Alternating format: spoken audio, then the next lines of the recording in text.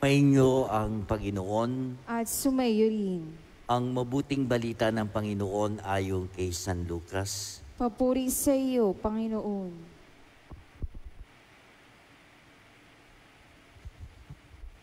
Nung panong iyon, ang Panginoon ay humira ng 72. Pinauna niya sila ng dala-dalawa sa bawat bayan at pook na patutunguhan niya. Sinabi niya sa kanila, sagana ang aanihin, ngunit kakaunti ang mga manggagawa. Idalangin niyo sa may-ari na magpadala siya ng mga manggagawa sa kanyang bukirin. Humayo kayo, sinusugo ko kayong parang mga kordero sa gitna ng mga asong gubat. Huwag kayong magdala ng lukbutan, supot o pangyapak. Huwag na kayong titigil sa daan upang makipagbatian kanino man. Pagpasok nyo sa alimang bahay, sabihin muna nyo, maghari nawa ang kapayapaan sa bahay na ito. Kung maibigin sa kapayapaan ang nakatira roon, sa kanila ang kapayapaan. Ngunit kung hindi sila magkakamit nito, manatili kayo sa bahay na iyong tinutuluyan. Kanin nyo at inumin ang anumang idulot sa inyo, sapagkat ang manggagawa ay may karapatang tumanggap ng kanyang upa. Huwag kayong magpapalipat-lipat ng bahay. Kapag tinanggap kayo sa limang bayan, kanin nyo ang anumang ihain sa inyo. Pagalingin nyo ang mga may sakit doon at sabihin sa bayan, nalalapit na ang paghahari ng Diyos sa inyo. Ang mabuting balita ng Panginoon. Pinupuri ka namin, Panginoong Hesukristo. Magandang umaga po sa inyong lahat, mga minamahal na kapatid. Magandang umaga din po. Ngayon nga po, 19 ng Oktubre, ay pinagdiriwang natin ang kapistahan ni San Lucas. At pamilyar tayo, sa katunayan, ito po ang halos na binabasa nating mabuting balita o ebanghelyo sa araw-araw. Siya ay isa sa ebanghelista o sumulat ng ebanghelyo.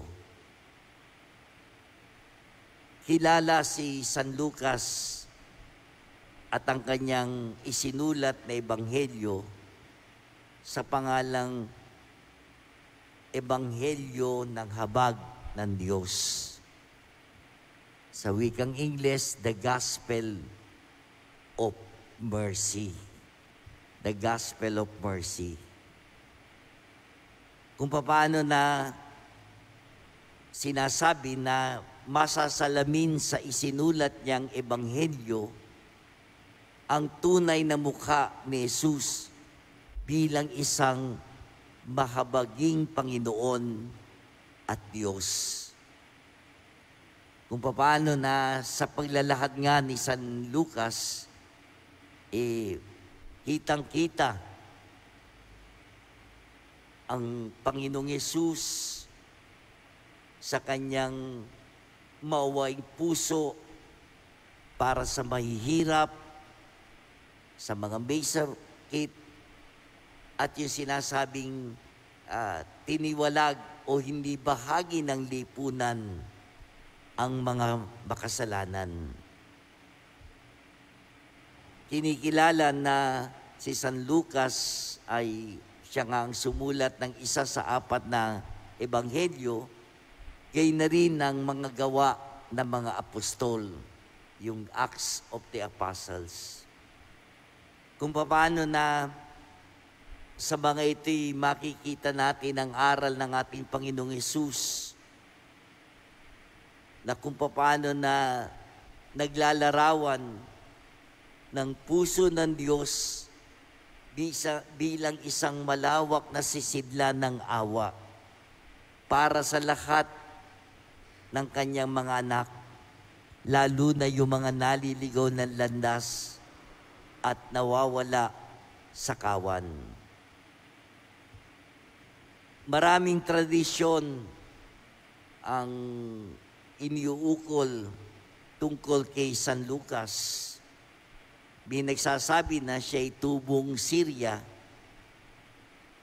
at ang kanyang profesyon daw ay isang manggagamot o doktor. Dahil na rin sa kanyang kaalaman tungkol sa kalikasan ng mga karamdaman na pinagaling ng ating Panginoong Hesus. Matutunghayan din po natin mula sa aklat o sa sulat ni San Pablo sa kay Timoteo na narinig po natin sa unang pagbasa, kasama ni San Pablo si San Lucas sa kanyang mga paglalakbay sa misyon niya, kasama rin niya sa Roma nung huling sandali ng buhay ni San Pablo. Sinasabing pagkamatay ni San Pablo ay maring nagtungo sa Gresya, sa Greece si San Lucas, kung saan siya nagsimula ng magsulat ng kanyang ebanghelyo. Mga kapatid, ang kanyang ebanghelyo ay tungkol sa buhay ng ating Panginoong Hesus. Sa katunayan, kung mapupuna po ninyo, madalas sabihin na yung panahon ng Kapaskuhan, halos yung ebanghelyo ni San Lucas po ang binabasa. Yung tungkol doon sa pagpapahayag, pagbabalita, hanggang sa kapanganakan ng ating Panginoong Hesus. Detalyado sa ebanghelyo ni San Lucas. Sa mga gawa naman ng mga apostol, sa Acts of the Apostles, ito ay tungkol sa buhay ng tinatawag na early Christian communities. Yung unang-una o batang-batang simbahan na ginabayan ng Espiritu Santo sa paglago sa buong mundo. Sa katunayan, maraming paglalarawan sa mga isinulat ni San Lucas. Ito'y ayon na rin sa mga eksperto sa Biblia. Ano pong ibig sabihin? Yung ebanghelyo, yung mabuting balita ni San Lucas, tinatawag din yung ebanghelyo ng mga dukha, the gospel of the poor. Dahil sa pagpapahalaga niya sa mga tunay na mahihirap sa lipunan. Ito rin daw ang mabuting balita ng mga kababaihan, the gospel of women. Bakit? Dahil sa ebanghelyo ni San Lucas, ipinakikita ang mataas na pagtingin ni Jesus sa mga kababaihan. Mapupuna po yun sa ebanghelyo ni San Lucas. Ito rin tinatawag na ang mabuting balita ng ikalawa o bagong pagkakataon. Sa wikang Ingles, the gospel of second chance. Dahil lahat ng mga makasalanan ay ipinakitang binigyan ni Jesus ng pagkakataon na magbago at mapabilang sa kaharian ng langit. At higit sa lahat, kung paanong ito'y nag-uumapaw sa kabutihan ng Diyos, sa katauhan ni Jesus, kaya nga tinawag na mabuting balita ng habag, the gospel of mercy. Kung paanong kay San Lucas din po matatagpuan ang kumpletong talinghaga ng awa ng Diyos. The